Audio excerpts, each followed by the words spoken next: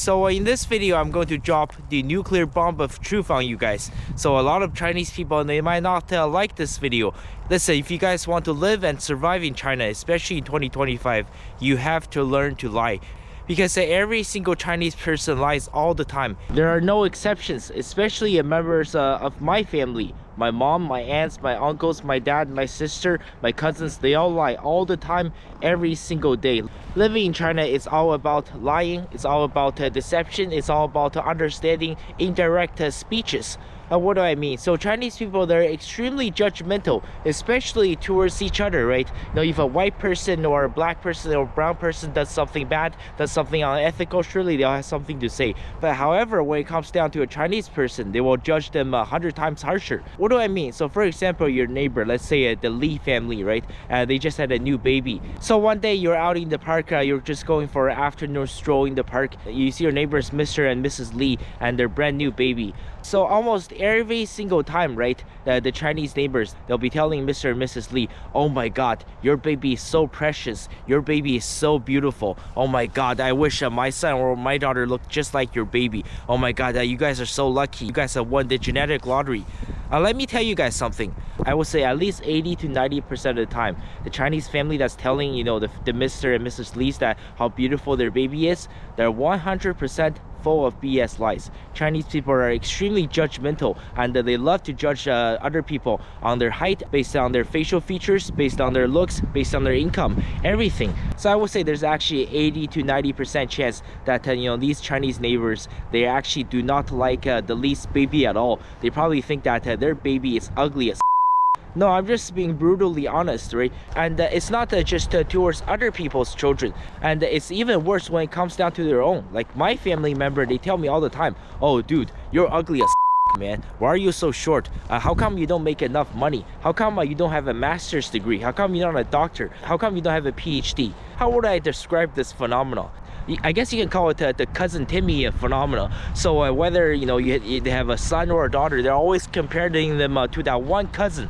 Whether it's cousin Timmy or cousin Tiffany, you know, sometimes you know your kid will score 96% on a test. They say, oh my god, you're so stupid, you're so useless, you're so retarded. Look at your cousin Timmy. Your cousin Timmy scored 100% on all of his tests. Your cousin Timmy can play the piano. Your cousin Timmy knows how to do karate. Your cousin Timmy knows taekwondo. Your cousin Timmy can understand 6 different languages. They're doing that constantly all the time in order to degrade their own sons and daughters. One of the many contributing factors to why, you know, the concept of a nuclear family is completely collapsing in China.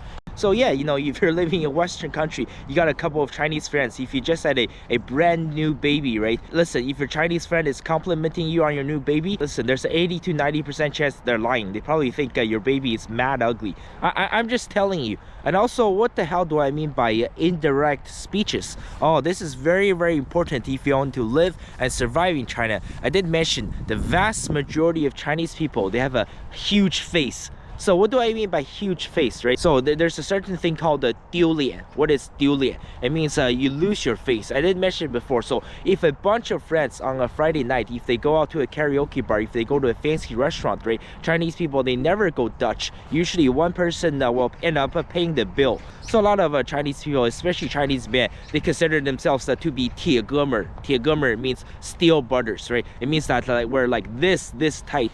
So these 铁哥们, every time they go out, they will always fight for the bill. So for example, let's say one weekend, right? 5 friends goes out, they spend, let's say, $500 on dinner, right? And so one steel brother, let's say steel brother number 1 pays up for this week's dinner. And the next week, right? And they go to a fancier restaurant, right? And this time, let's say the bill is $700. And a bunch of all these steel brothers, they're all fighting to pay the bill. This time, a steel brother number 2, he pays the bill. You see what happens, right? So now steel brother number 1, he is a steel brother number 2's bitch, because last week they went to a mediocre restaurant, the 5 of them, and they spent $500 on dinner. He's like, oh, I think, you know, my face is so big, right? So I paid the $500 for everybody, so you guys all enjoyed your food, so I'm not losing my face. But the next week, if steel brother number 2, right, if he makes a reservation for the 5 of them at a fancier upscale restaurant, right, and the bill comes and it's $700, this time steel brother number 2 has spent $200 more on dinner. So now that he has gone on to pay the bill for everybody. He paid $700, $200 more than the previous week. Now a steel brother number 1, he loses all of his face. His face is like now tiny. Now he feels like he's like steel brother number 2's bitch. So this is a constant battle in Chinese culture. So basically whoever has spent more money on dinner or the karaoke bar, right? So whoever spends the most money has the biggest face, and it is extremely important, the concept of basically the big face in China, because your face is like your socio-economic status. That is your ego. That's where every single Chinese man wants to be.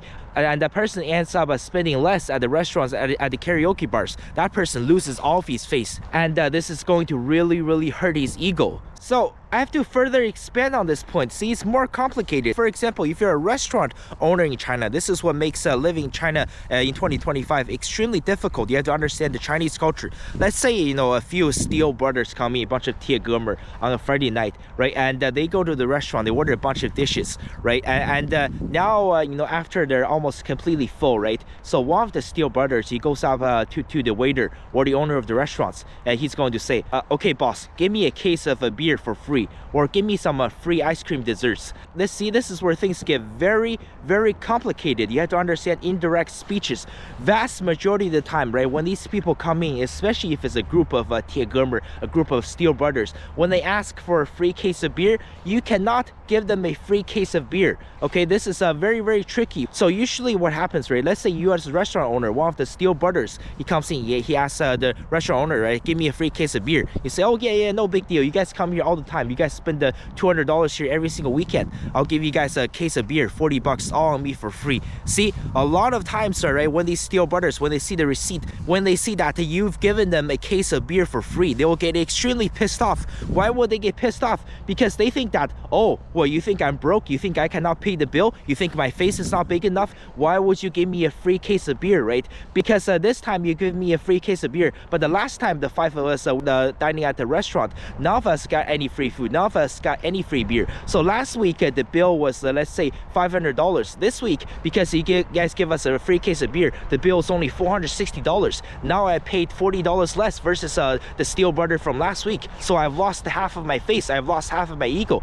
Now I'm like the other steel brother's bitch. Now I'm like your bitch. Right now I feel like I own the restaurant a case of beer or something. See, this is where things get extremely tricky and extremely complicated. So most of the time, not all the time, right, I would say 70 to 80% of the time, right, if you're a restaurant owner and you see a group of guys, they come in, like one of the regulars, they come to the restaurant, and one of the brothers say that, you know, give me a case of free beer.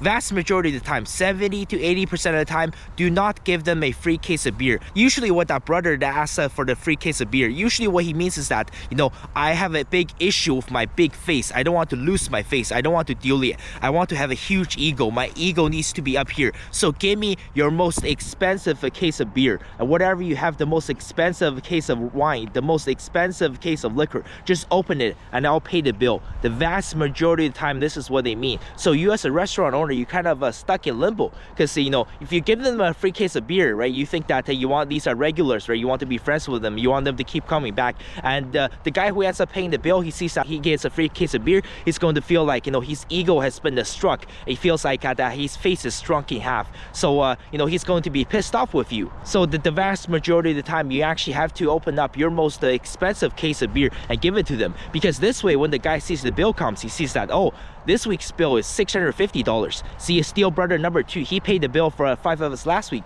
He spent $500. This week I spent $650. Now steel brother number 2, he's like my bitch. Now my ego is like right up here. Now my face is like this big. It's like the size of Jupiter. So, you know, he's going to be extremely pumped up. See, sometimes these Chinese men, they don't care about their wallets. They don't care about their bank account. They don't even care if they go into bankruptcy. As long as they can continue to boost their ego and the size of their face, they actually don't care. However, there are also rare occasions. I did mention it's 70 to 80% of the time when they ask for free beer, they actually mean that, you know, they want you to open up the most expensive beer and they want to be charged for everything on the bill.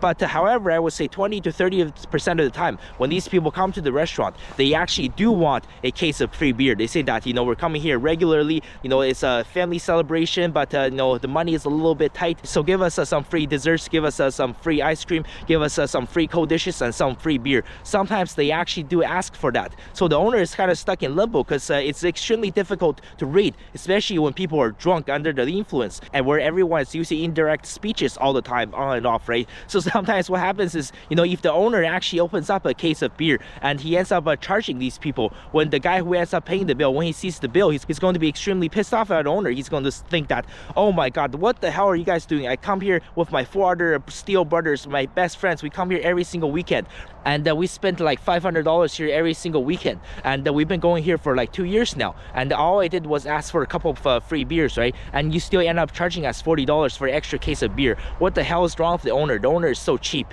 So you see, this is what makes living in China extremely difficult. There are many other examples, but I don't want to make this video too long. So but this is the most important lesson and the takeaway for this video. I want you guys to understand, if you guys want to actually come to China, whether if you want to study here, whether you want to work here, if you want to really understand the mindset and the concept of Chinese people, whether you're living in the UK or Australia, in Canada or the United States, where a lot of Chinese people, you want to understand how these Chinese people really think. So yeah, basically everything I've said in this video is based on 100% truth. Basically, yeah, if they're complimenting you on your kid or your baby, I would say probably 80% chance that they think your baby is actually mad ugly. And also the use of indirect speeches. This concept really bothers me. It makes living in China extremely difficult and very confusing at times. But that's the one major difference when comparing China to other Western countries. And I hope you guys have learned something new over the course of this video. Thank you guys so much for watching, and we'll see you guys next time.